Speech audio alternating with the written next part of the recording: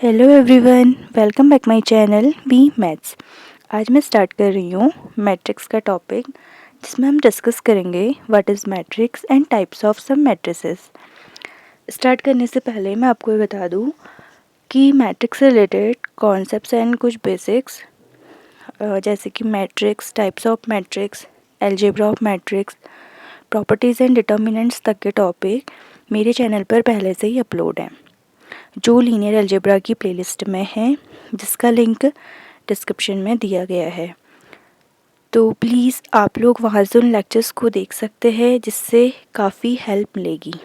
Okay, तो please आप लोग वहाँ से देख लीजिएगा। तो चलिए हम आज का लेक्चर स्टार्ट करते हैं। तो सबसे पहले हम यही जानेंगे कि मैट्रिक्स होती क्या है। तो इन जनरली जो मैट्रिक्स होती है वो एक अरेंजमेंट होता है नंबर्स का। अब वो अरेंजमेंट कैसे होगा, ठीक है।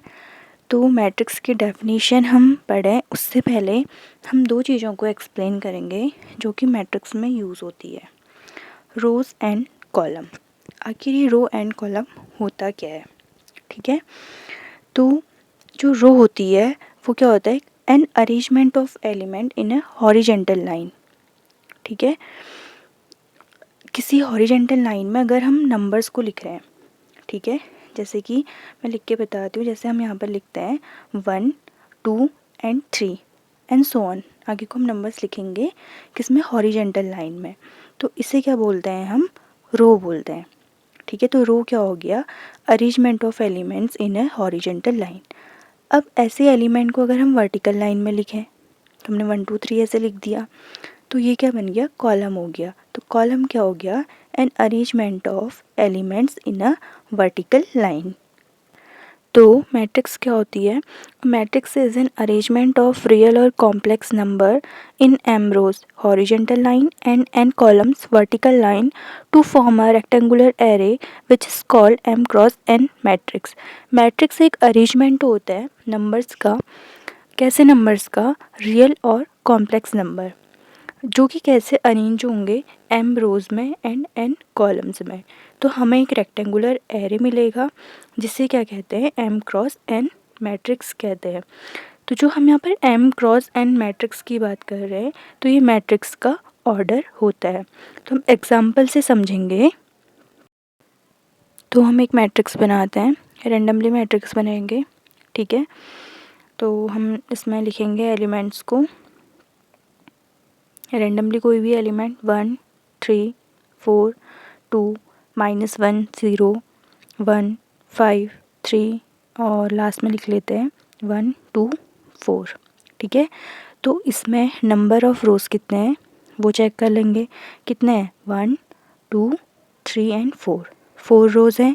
एंड कॉलम कितनी है, 1 2 3 नंबर ऑफ़ कॉलम है। तो इस मैट्रिक्स का ऑर्डर क्या हो जाएगा, 4 क्रॉस 3। तो ये एक हमने मैट्रिक्स बनाई, हमने 4 क्रॉस 3 की। तो ये क्या है, एक रेक्टेंगुलर एरे है, जिसे हम क्या कहेंगे, 4 क्रॉस 3 की मैट्रिक्स बोलेंगे, ठीक। तो अगर हम बात करें इस मैट्रिक्स में नंबर ऑफ़ एलिमेंट्स की, तो नंबर ऑफ़ एलिमेंट्स कितने होंगे, 4 × 3 12। तो इस मैट्रिक्स में नंबर ऑफ़ एलिमेंट्स होंगे 12 और 4 क्रॉस 3 इस मैट्रिक्स का ऑर्डर होगा, ठीक है। नाउ बात करते हैं रिप्रेजेंटेशन ऑफ मैट्रिक्स। किसी मैट्रिक्स को कैसे डिनोट किया जाता है और उसके अंदर एलिमेंट्स को कैसे लिखा जाता है। जनरली मैट्रिक्स को डिनोट करते हैं capital letters A B C etcetera, और उसमें जो एलिमेंट्स लिखते हैं उन्हें स्मॉल लेटर्स में लिखा जाता है। जनरली मैट्रिक्स एक डबल सफिक्स फॉर्म होती है। डबल सफिक्स मीन्स जैसे कि यहाँ पे लिखा हुआ है ए इक्वल टू ए आई जे। जो आई जे है ये सफिक्स है, और आई डिनोट करता है रो को एंड जे डिनोट करता है कॉलम को। तो हम इस फॉर्म में जनरल वे में मैट्रिक्स को कैसे लिखते हैं वो देखेंगे, ठीक है। तो हम लिखते हैं ए इक्वल टू, ठीक है। तो हमने यहाँ पर जो हमने पहला एलिमेंट लिखेंगे, ठीक है, हमने ए आई जे के फॉर्म में लिखना है, जिसमें आई क्या है, रो है, एंड जे क्या है, कॉलम है, ठीक। तो जो पहला एलिमेंट आएगा वो क्या होगा, पहले रो में होगा एंड पहले कॉलम में। तो यहाँ पर क्या आ जाएगा, A first row and first column, यानी कि A 1 1, ठीक। फिर जो सेकेंड एलिमेंट होगा, सेकेंड एलिमेंट किस में है, फर्स्ट रो में है एंड सेकेंड कॉलम में है, तो यहाँ पर क्या आ जाएगा, ए आई की जगह आएगा 1 और जे की जगह 2। ठीक, थर्ड एलिमेंट क्या हो जाएगा, ए 1 3 हो जाएगा, फर्स्ट रो थर्ड कॉलम। ठीक, अब हम मान के चलेंगे कि जो नंबर ऑफ कॉलम है वो n है। ठीक, तो लास्ट नंबर क्या आ जाएगा, A1n। ठीक है, फिर हम सेकेंड रो में आएंगे। सेकेंड रो में क्या है, रो सेकेंड है, फर्स्ट कॉलम है, तो फर्स्ट एलिमेंट क्या होगा, A21। फिर सेकेंड क्या हो जाएगा, A22। ठीक है, थर्ड हो जाएगा A23 हो जाएगा, यानी कि सेकेंड रो थर्ड कॉलम। ठीक, ऐसे लास्ट एलिमेंट क्या हो जाएगा हमारा, A2n। ठीक है, अब हम मान के चलेंगे कि जो नंबर ऑफ रो हैं वो क्या है, m है। तो फर्स्ट एलिमेंट क्या आएगा m रो का, AM1 आएगा, सेकेंड AM2 आएगा, थर्ड AM3 आएगा और लास्ट क्या हो जाएगा, AM हो जाएगा। ठीक है, तो यहाँ पर क्या हो जाएंगे, m row and n column. ठीक है, तो इस तरह से किसी मैट्रिक्स को रिप्रेजेंट किया जाता है। तो ये जो हमारे पास मैट्रिक्स है ये क्या है, m क्रॉस n की मैट्रिक्स है। ठीक है, अब हम एक एग्जाम्पल के थ्रू देखेंगे। ठीक है, हमको एक मैट्रिक्स लेते हैं, A = 1 2 3 4 5 6। ठीक है, अब अगर हमसे कहीं पर पूछा जाए कि जो इसमें एलिमेंट है इनकी पोजीशन क्या है, ठीक है, इनकी पोजीशन क्या है, तो वो कैसे करेंगे, ये कौन से ऑर्डर की मैट्रिक्स है, 2 क्रॉस 3 ऑर्डर की मैट्रिक्स है। ठीक है, 2 इसमें रो हैं एंड 3 कॉलम्स हैं। ओके, अब अगर पूछा जाए कि जो 1 है फर्स्ट एलिमेंट उसकी पोजीशन क्या है, तो उसकी पोजीशन कैसे फाइंड करोगे आप। ठीक है, तो जो यहाँ पर 1 है वो फर्स्ट रो में एंड फर्स्ट कॉलम में, तो क्या आएगा, A11। A11 में क्या है, 1 है। अब 2 किस में है, सेकेंड कॉलम है, फर्स्ट रो है, यानी कि A12 उसमें क्या है, 2 है, जो 2 की पोजीशन क्या है वो क्या है, A12 है। और 3 की पोजीशन क्या है, A13, यानी कि first row and third column. ठीक है, 3 की पोजीशन क्या है, A13। तो सिमिलरली 4 की पोजीशन क्या है, A21। ठीक है, A21 में 4 है, A22 में 5 है, A23 में 6 है। ठीक है, तो इस तरह से अगर हमसे पोजीशन पूछी जाए एलिमेंट की तो ऐसे फाइंड करते हैं। नाउ टाइप्स ऑफ मैट्रिक्स, जिसमें फर्स्ट टाइप है रो मैट्रिक्स, जैसा कि नाम से ही है row matrix. A matrix having a single row is called a row matrix. ऐसी मैट्रिक्स जिसमें सिर्फ एक सिंगल रो हो उसे क्या कहते हैं, रो मैट्रिक्स कहते हैं। Also called a row vector. जैसे एग्जांपल में लिखा है A = 1 2 3, तो इसमें क्या है, जो एलिमेंट्स लिखे हैं वो एक सिंगल हॉरिजॉन्टल लाइन यानी कि रो में लिखे गए हैं, इसलिए ऐसी मैट्रिक्स को क्या कहते हैं, रो मैट्रिक्स कहते हैं। सिमिलरली कॉलम मैट्रिक्स में क्या होगा, एक सिंगल कॉलम होगी। ठीक है, अ matrix having a single column is called a column matrix, also called column vector. तो इस एग्जाम्पल है जिसमें क्या लिखा हुआ है, A = 1 2 3 कॉलम में लिखे गए हैं, तो ऐसी मैट्रिक्स को क्या बोलते हैं, कॉलम मैट्रिक्स कहते हैं। ठीक है, नेक्स्ट मैट्रिक्स है स्क्वायर मैट्रिक्स। जैसे हमने डेफिनेशन में पढ़ा था कि M क्रॉस N की रेक्टेंगुलर मैट्रिक्स बनती है। ठीक है, रेक्टेंगुलर एरे बोला था जिसमें हमने लिखा कि M रोज और N कॉलम होते हैं। ठीक है, तो उसे हमने क्या बोला, रेक्टेंगुलर मैट्रिक्स बोला। अब अगर किसी मैट्रिक्स में number of rose and number of column equal हो जाए, यानी कि M = N हो जाए, तो ऐसी मैट्रिक्स को स्क्वायर मैट्रिक्स कहते हैं। डेफिनेशन है, an M cross N matrix A is said to be square matrix if M = N। ठीक है, अगर किसी मैट्रिक्स में number of row equal to number of column हो जाए तो ऐसी मैट्रिक्स को स्क्वायर मैट्रिक्स कहते हैं। जैसे कि एग्जांपल में दिया है A = 1 2 3 4। ठीक है, तो इस मैट्रिक्स में नंबर ऑफ रो कितने हैं, 2 हैं एंड नंबर ऑफ कॉलम भी कितने हैं, 2 है। तो इस मैट्रिक्स का ऑर्डर क्या हो गया, 2 क्रॉस 2। तो इस मैट्रिक्स को हम क्या बोलेंगे, 2 क्रॉस 2 की स्क्वायर मैट्रिक्स। नेक्स्ट आती है डायगोनल मैट्रिक्स। तो सबसे पहले डायगोनल क्या होता है, ठीक है। जैसे हमने एक मैट्रिक्स लिखी है यहाँ पे, आप लोग देख सकते हैं। तो इस मैट्रिक्स में ये क्या एक स्क्वायर मैट्रिक्स है 3x3 की, ठीक है। 3x3 की एक स्क्वायर मैट्रिक्स है। तो इसमें जो नंबर ऑफ डायगोनल है वो 2 डायगोनल है। एक तो फर्स्ट डायगोनल है ये वाला 1 2 3 वाला, और एक दूसरा है 5 2 8। अब जो इसमें 1 2 3 वाला डायगोनल है इसे बोला जाता है प्रिंसिपल डायगोनल, ठीक है। तो डायगोनल मैट्रिक्स उस स्क्वायर मैट्रिक्स को कहते हैं जिसमें प्रिंसिपल डायगोनल के एलिमेंट्स के अबव एंड बिलो के एलिमेंट्स 0 हो जाएं, ठीक है। प्रिंसिपल डायगोनल के जो अबव और बिलो एलिमेंट्स हैं वो सब क्या हो जाएं, 0 हो जाएं। सिर्फ डायगोनल एंट्रीज में ही कुछ एलिमेंट बचे हैं, मतलब वो नॉन जीरो हो सकते हैं और जीरो भी हो सकते हैं, ठीक है। तो डेफिनेशन क्या है, a square matrix is said to be diagonal matrix if all the elements lying above and below the principal diagonal are equal to 0, ठीक है। तो प्रिंसिपल डायगोनल के जो अबव एलिमेंट होंगे और जो बिलो एलिमेंट होंगे वो क्या होंगे, 0 होंगे, ठीक है। तो जो प्रिंसिपल डायगोनल होगा उसके एलिमेंट 0 हो भी सकते हैं और नहीं भी हो सकते हैं, लेकिन जो प्रिंसिपल डायगोनल के अबव एंड बिलो होंगे वो तो 0 होना नेसेसरी है, ठीक है। तो इन जनरल हम क्या लिखते हैं, A I J equal to 0 if I not equal to J. जब I not equal to J होगा उन पोजिशन में हमारा 0 होगा। जैसे एग्जाम्पल है ए इक्वल टू 1 0 0 2, तो इसमें जो पहला एलिमेंट है A11, ठीक है। तो A11 यानी कि I इक्वल टू जे है तो उसमें हमारे पास एलिमेंट 1 है। A12 है तो उसमें क्या है, एलिमेंट 0 है। और A21 में भी क्या है, 0 है। और A22 में क्या है, 2 है। तो जो प्रिंसिपल डायगोनल है उसमें एलिमेंट क्या है हमारे पास 1 2, और उसके अबव और बिलो क्या है, 0। तो ऐसी मैट्रिक्स को हम डायगोनल मैट्रिक्स कहते हैं, ओके। नाउ नेक्स्ट मैट्रिक्स है स्केलर मैट्रिक्स, ठीक है। स्केलर मैट्रिक्स भी एक स्क्वायर मैट्रिक्स है, ठीक है। डायगोनल मैट्रिक्स भी है, ठीक। डायगोनल मैट्रिक्स और स्केलर मैट्रिक्स में एक मेजर डिफरेंस है। डायगोनल मैट्रिक्स में हमने कहा प्रिंसिपल डायगोनल के अबव एंड बिलो एंट्रीज 0 होती हैं, और प्रिंसिपल डायगोनल में जो एंट्रीज होंगी वो 0 भी हो सकती है और डिस्टिंक्ट एंट्रीज होती हैं। उसमें हमने सिमिलर एंट्रीज होती हैं नहीं कहा है। बट जो स्केलर मैट्रिक्स होती है उसमें प्रिंसिपल डायगोनल में जो एलिमेंट होते हैं वो सेम होते हैं, डिस्टिंक्ट नहीं होते हैं, और अबव एंड बिलो एलिमेंट 0 होते हैं, सेम डायगोनल मैट्रिक्स की तरह। तो ऐसी मैट्रिक्स को हम स्केलर मैट्रिक्स कहते हैं।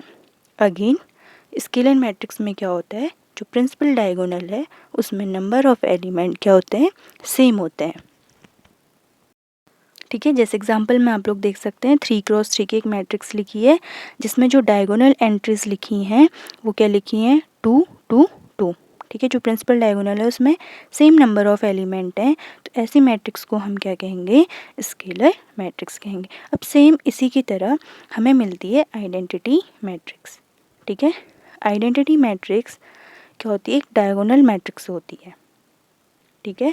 होती कौन सी है, वो डायगोनल मैट्रिक्स होती है।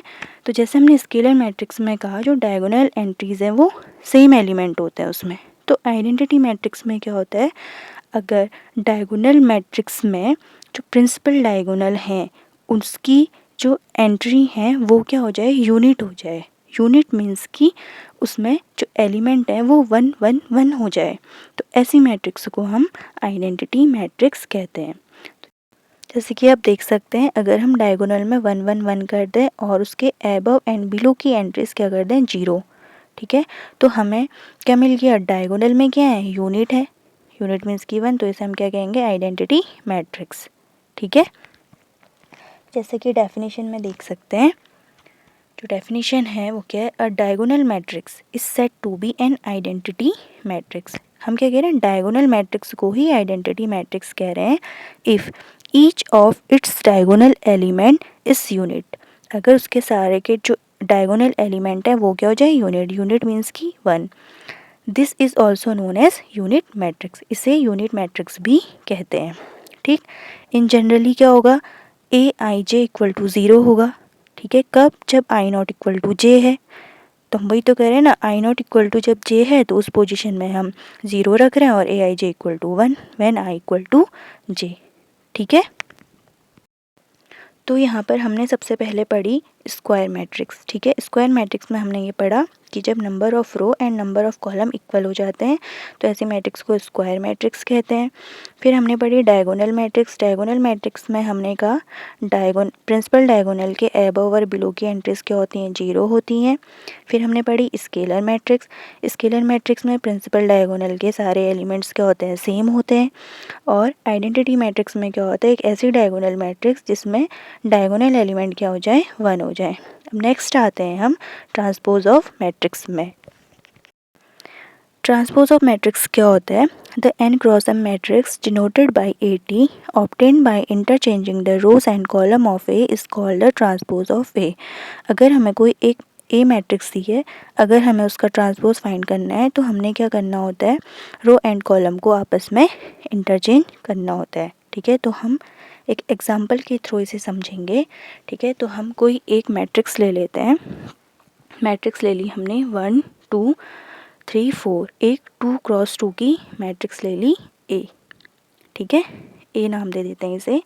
अब हमें इसका ट्रांसपोज फाइंड करना है तो हम क्या करेंगे? जो रो है हमारे पास उसको कॉलम में चेंज कर देंगे। जैसे 1 2 है, 3 4 रो है, उसको हम कॉलम में इंटरचेंज कर देंगे। तो इसका अगर हमें ट्रांसपोज निकालना है तो हम ट्रांसपोज को क्या लिखते हैं? AT लिखते हैं। ठीक है, तो यहाँ पर हम क्या करेंगे? रो को कॉलम में इंटरचेंज। तो हमारे पास जो फर्स्ट रो है वो क्या है? 1 2। 1 2 को हम इंटरचेंज करेंगे किसमें? कॉलम में 1 2। ठीक है, तो 1 2 को हम कॉलम में लिख देंगे। ठीक, सेकेंड रो में हमारे पास 3 4, 3 4 भी कॉलम में आ जाएगा। तो अगेन ही हमें 2 क्रॉस 2 की मैट्रिक्स मिल गई। ठीक है, एक और एग्जांपल हम लेके चलेंगे। ठीक है, जिसमें हम मैट्रिक्स लेते हैं। कोई एक ए मैट्रिक्स ले ली हमने 1 2 3 0 2 1। तो ये हमारे पास किस ऑर्डर की मैट्रिक्स है? 2 क्रॉस 3 ऑर्डर की मैट्रिक्स है। ठीक है, अब हमने इसका ट्रांसपोज निकालना है तो AT इक्वल टू क्या हो जाएगा? जो हमारे पास फर्स्ट रो है 1 2 3, तो ये किस में हो जाएगी? रो कॉलम में कन्वर्ट हो जाएगी। तो हम इसे क्या करते हैं? कॉलम में लिख लेंगे। ठीक है, तो क्या आ जाएगा? 1 2 3। फिर सेकेंड रो 0 2 1 को भी कॉलम में लिख लेंगे, 0 2 1। तो हमें ये ट्रांसपोज मिल गया। अब इस ट्रांसपोज मैट्रिक्स का ऑर्डर क्या मिला हमें? नंबर ऑफ़ रो कितने आ गए इसमें? 3 आ गए, और कॉलम 2 आ गए। ठीक है, तो इसका ऑर्डर हमें क्या मिला? 3 क्रॉस 2 मिला। ठीक है, अब अगर हमें m क्रॉस n की अगर मैट्रिक्स दी है तो उसका जो ट्रांसपोज आएगा वो किस ऑर्डर का आएगा? n क्रॉस m ऑर्डर का आएगा। ठीक है, तो गिवन एग्जांपल जो दिया गया है यहाँ पर A इक्वल टू 1 0 2 3, इसका भी आप लोग इजीली ट्रांसपोज निकाल सकते हैं। क्या हो जाएगा? जो फर्स्ट रो है 1 0 ये कॉलम में कन्वर्ट हो जाएगी, एंड जो सेकंड रो है 2 3 ये भी क्या हो जाएगी? कॉलम में कन्वर्ट हो जाएगी। तो इसका क्या निकल जाएगा? A transpose. ठीक है, नेक्स्ट आता है हमारे पास कॉन्जुगेट ऑफ अ मैट्रिक्स। ठीक है, कॉन्जुगेट ऑफ अ मैट्रिक्स क्या होता है? The matrix obtained from any given matrix A containing complex number as its element on replacing its element by the corresponding conjugate numbers is called conjugate of A and it is denoted by A bar। तो conjugate of a matrix क्या होता है? अगर हमें कोई matrix दी है उसमें अगर कॉम्प्लेक्स एंट्रीज भी इंक्लूड हैं तो उस मैट्रिक्स का कॉन्जुगेट निकालने के लिए हम उस एलिमेंट को उसके करस्पॉन्डिंग कॉन्जुगेट नंबर से क्या करते हैं? चेंज कर देते हैं। ठीक है, तो उसका हमें उस मैट्रिक्स का हमें कॉन्जुगेट मिल जाता है, और कॉन्जुगेट ऑफ ए मैट्रिक्स को डिनोट करते हैं ए बार से। ठीक, अब सबसे पहले देखेंगे कि कॉन्जुगेट होता क्या है। ठीक, अब मान लो अगर हमें कोई कॉम्प्लेक्स नंबर दिया है z equal to x plus i y, इसका हमने कॉन्जुगेट फाइंड करना है तो हम क्या लिखते हैं? z equal to x minus i y. जो हमारे पास जो इमेजनरी वैल्यू है उसका साइन चेंज हो जाता है। ठीक है, प्लस है तो माइनस, माइनस है तो प्लस हो जाता है। ठीक, तो कॉन्जुगेट ऑफ ए मैट्रिक्स में हम वही करते हैं, जो कॉम्प्लेक्स नंबर होता है उसका कॉन्जुगेट लिख देते हैं। ठीक है, तो हम एग्जांपल के थ्रू समझेंगे।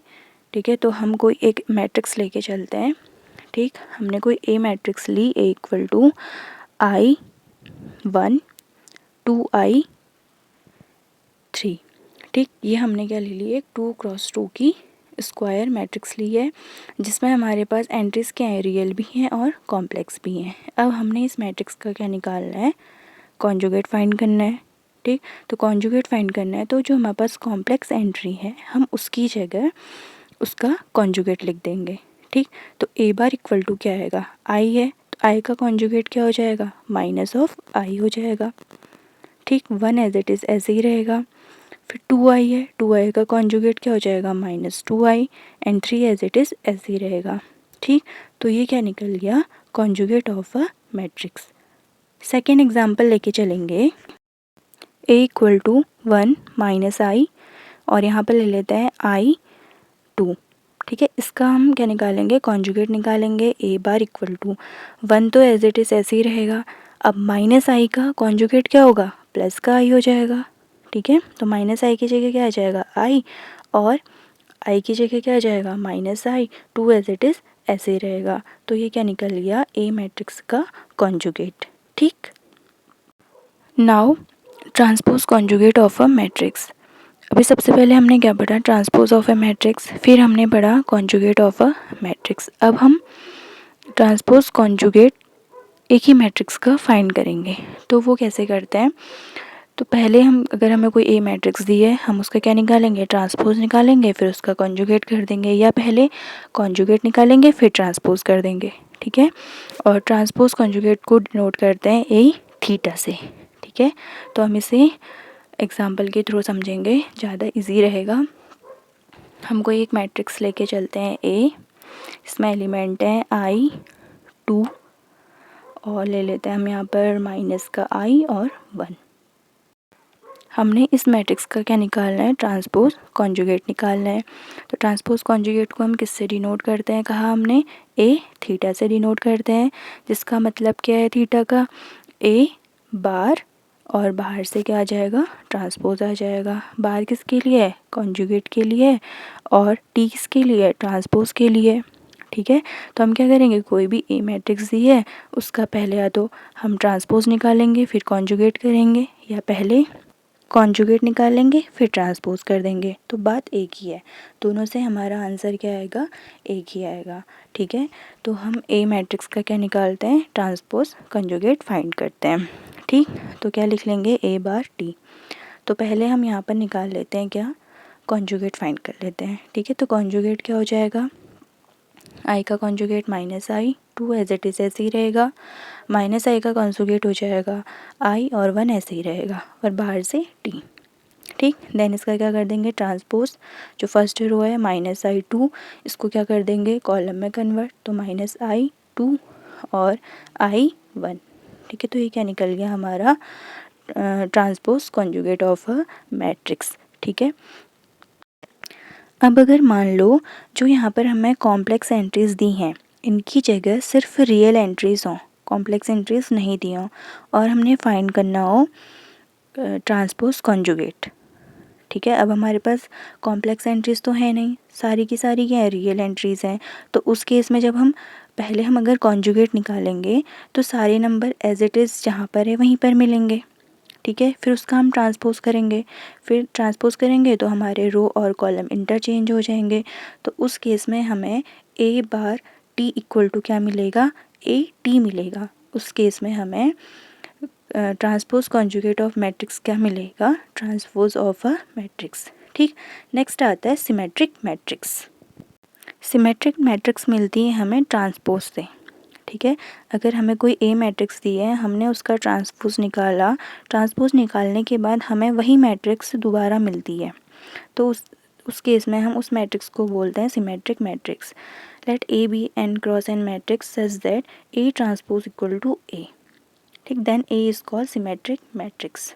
ठीक, फॉर एग्ज़ाम्पल हमें एक मैट्रिक्स दे रखी है ए, जिसकी एंट्रीज देख सकते हैं आप इस तरह से हैं। ठीक है, तो जब हम इस मैट्रिक्स का ट्रांसपोज निकालेंगे, ठीक है। इसका हम ट्रांसपोज निकालेंगे तो रो और कॉलम आपस में इंटरचेंज हो जाएंगे। तो जो फर्स्ट रो है 1 2 3 वो उसका कॉलम बन जाएगी, सेकेंड रो 2 4 6 इसका कॉलम बन जाएगी, थर्ड रो 3 6 5 इसमें कॉलम बन जाएगी। ठीक है। तो हमें अगेन क्या मिल रहा है, जो ए ट्रांसपोज की एंट्रीज़ हैं वो ए की एंट्रीज़ की इक्वल है, तो ए ट्रांसपोज इक्वल टू ए मिल रहा है। तो ऐसी मैट्रिक्स को सिमेट्रिक मैट्रिक्स कहते हैं। ठीक।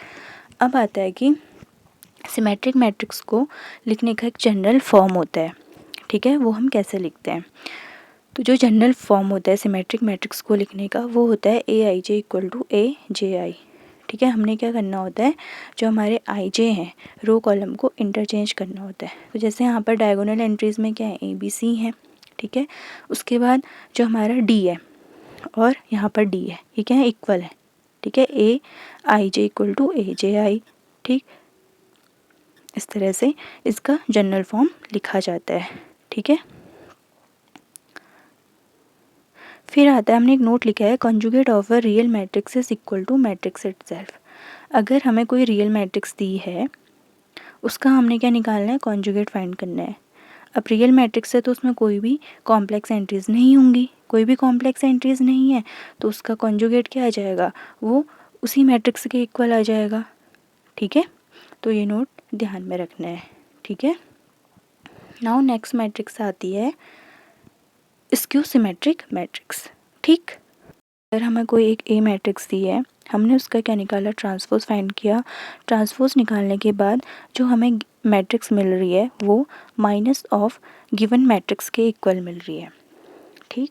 माइनस ऑफ गिवन मैट्रिक्स के इक्वल मिल रही है। ऐसी मैट्रिक्स को हम स्क्यू सिमेट्रिक मैट्रिक्स कहते हैं, यानी A transpose equal to minus A हमें फाइंड होता है। ठीक है। A matrix is said to be skew symmetric if A transpose equal to minus A। ठीक है। अब स्क्यू सिमेट्रिक मैट्रिक्स को लिखने का भी जनरल फॉर्म होता है। ये क्या होता है, इसमें ए I J equal to minus जे आई होता है। जैसे यहाँ पर लिखा है, डायगोनल में ए डी एफ है, फिर ए 1 2 में बी है, ए 2 1 में माइनस बी है, ए 1 3 में सी है, ए 3 1 में माइनस सी है, ए 2 3 में ई है, ए 3 2 में माइनस ई है। और एक बात ध्यान रखने वाली है, जो हमारे पास स्क्यू सिमेट्रिक मैट्रिक्स होती है इसमें जो डायगोनल एंट्रीज होती हैं वो हमेशा 0 होती हैं। जो हमारे पास ए डी एफ ये हैं, इनकी एंट्रीज क्या होंगी, हमेशा 0 होंगी। ठीक है। ये बात हमेशा ध्यान रखनी है।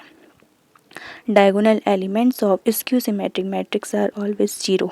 जैसे एग्जांपल में देख सकते हैं, डायगोनल एंट्रीज 0 है, ए 1 2 में 3 है, ए 2 1 में माइनस 3 है, ए 1 3 में 4 है, ए 3 1 में माइनस 4 है, ए 2 3 में माइनस 5 है, ए 3 2 में 5 है।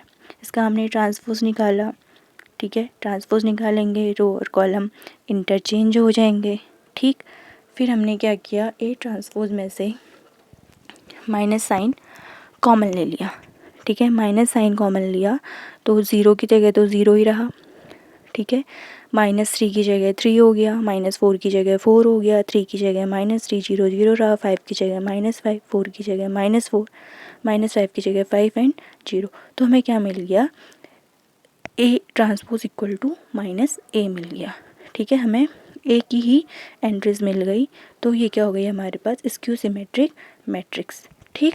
और हमेशा ये ध्यान रखना, diagonal elements of skew symmetric matrix are always 0। Okay. Now next matrix आती है Hermitian matrix. Hermitian matrix find होती है ट्रांसपोज कंजुगेट ऑफ मैट्रिक्स से। इसे डिनोट किया जाता है ए थीटा से। ए थीटा का मतलब क्या होता है, अभी हमने बताया था, ए बार फिर बाहर से ट्रांसपोज। ठीक है। ए बार ट्रांसपोज। ठीक। अब अगर हमें कोई एक ए मैट्रिक्स दे रखी है, हमने उसका क्या निकाला, ट्रांसपोज कंजुगेट निकाला या कंजुगेट ट्रांसपोज निकाला। उसके बाद अगर हमें जो मैट्रिक्स है वो अगेन हमें ए मिल रही है। ठीक है। क्या बताया मैंने, अगर हमें कोई ए मैट्रिक्स दे रखी है, ठीक, हमने इस मैट्रिक्स का क्या निकाला, ट्रांसपोज कंजुगेट निकाला। ठीक। ट्रांसपोज कंजुगेट मीन्स कि ए थीटा निकाला। ए थीटा निकालने के बाद हमें अगेन ए मैट्रिक्स फाइंड हो रही है। तो ऐसी मैट्रिक्स को हम हर्मिशियन मैट्रिक्स कहते हैं। ठीक है, कुछ बुक्स में ए थीटा को ए स्टार भी लिखा जाता है, तो अलग अलग ऑथर्स के अलग अलग लिखने का तरीका है, तो यहाँ पर कंफ्यूज नहीं होना है। ठीक, नेक्स्ट मैट्रिक्स आती है स्क्यू हर्मिशियन मैट्रिक्स। अब स्क्यू हर्मिशियन मैट्रिक्स में क्या होता है, हम क्या करेंगे, ट्रांसपोज कॉन्जुगेट फाइंड करेंगे और वो क्या आ जाए, माइनस ऑफ गिवन मैट्रिक्स क्या आ जाए। ठीक है, क्या कहा हमने, अगर हमें कोई क्या दे रखी है, ए मैट्रिक्स दी है, ठीक, उसका हमने क्या निकाला, ट्रांसपोज कॉन्जुगेट निकाला। ठीक है, यानी कि ए थीटा, अगर ए थीटा क्या आ जाए, minus of given matrix A के, तो ऐसी मैट्रिक्स को हम क्या कहेंगे, स्क्यू हर्मिशियन मैट्रिक्स। ठीक है, स्क्यू हर्मिशियन मैट्रिक्स कहेंगे। ठीक, अब ध्यान रखने वाली बात यह है, हर्मिशियन मैट्रिक्स की जो डायगोनल एंट्रीज होती हैं वो प्योरली रियल होती हैं, एंड स्क्यू हर्मिशियन मैट्रिक्स की जो डायगोनल एंट्रीज होती हैं वो या तो जीरो होती हैं या ऑलवेज इमेजनरी होती हैं। ठीक, इनका जो प्रूफ है वो मैंने आपको बताया था, जो मेरे प्रीवियस लेक्चर्स हैं, जो पुराने अपलोडेड लेक्चर हैं, उसमें मैंने डिटेल्स में दिया हुआ है, तो आप लोग वहाँ से उन्हें देख सकते हैं। ठीक है, तो आज की वीडियो में बस इतना ही। आज हमने मैट्रिक्स और उसके कुछ बेसिक टाइप्स ऑफ मैट्रिक्स के बारे में पढ़ा, और जैसा कि मैंने आप लोगों को पहले बताया है कि मैंने मैट्रिक्स से लेकर डिटर्मिनेंट तक के टॉपिक्स पहले से ही अपलोड किए हुए हैं, तो आप लोग प्लीज़ उन्हें देख लीजिए। नेक्स्ट वीडियो में मैं शायद डिटर्मिनेंट से आगे के टॉपिक्स कवर करूँगी, तो आप लोग प्लीज़ उन्हें देख लीजिए। और अगर वीडियो लेक्चर पसंद आया हो तो प्लीज़ लाइक कीजिए, शेयर कीजिए और सब्सक्राइब कीजिए। Okay, thank you. मिलते हैं नेक्स्ट वीडियो में, तब तक के लिए टेक केयर।